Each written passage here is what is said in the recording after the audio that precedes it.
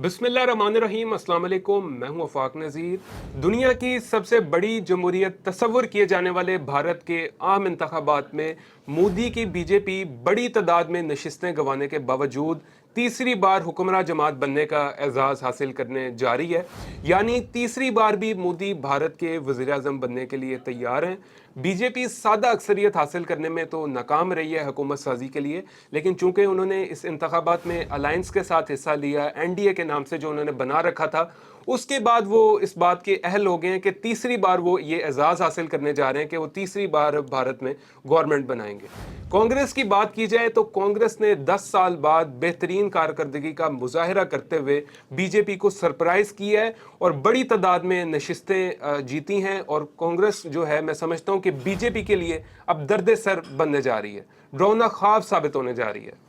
माहिरीन election से कबल ये दावा कर रहे थे कि मोदी की बीजेपी बड़ी तादाद में नशिस्तें जीतने में कामयाब हो जाएगी और बीजेपी खुद भी 400 पार के नारे से इस इलेक्शन में उसने हिस्सा लिया, लेकिन जब रिजल्ट्स आते हैं तो उसके बिल्कुल ऑपोजिट रिजल्ट्स आते हैं। बीजेपी 2019 के इलेक्शन में बीजेपी ने जितनी सीटें जीती उसको डिफेंड करने में भी वो नाकाम रहे। 303 के करीब उन्होंने 2019 में सीट्स जीती। अब 2024 के इलेक्शंस में वो सीट्स कम होकर 240 पे आ पहुंची हैं, जो कि हुकूमत साजी के लिए भी नंबर पूरा नहीं है।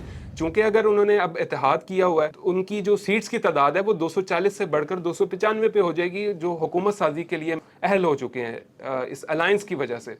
कांग्रेस की बात की जाए तो बेहतरीन कारकर्दगी, बेहतरीन उन्होंने कम बैक किया है और 231 के करीब राहुल गांधी की सरबराही में उन्होंने बड़ी तादाद में सीट्स निकाली हैं। कांग्रेस ने बड़ा यहाँ पर अच्छा कम बैक किया है। यहाँ पे दो चीज़ें मैं कोट करना चाहूँगा। भारत की रियासत उत्तर प्रदेश में एक तो जितने भी मुसलमान उम्मीदवार थे उन्होंने इलेक्शन में कॉन्टेस्ट किया, वो सब के सब जीत गए हैं कांग्रेस के टिकट के ऊपर।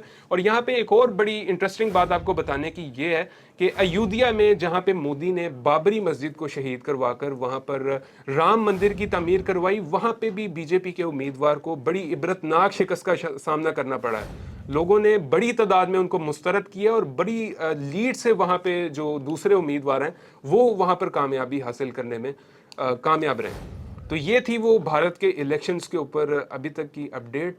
मज़ीद इस तरह का कंटेंट देखने के लिए चैनल को सब्सक्राइब कर लें। अल्लाह हाफ़िज़।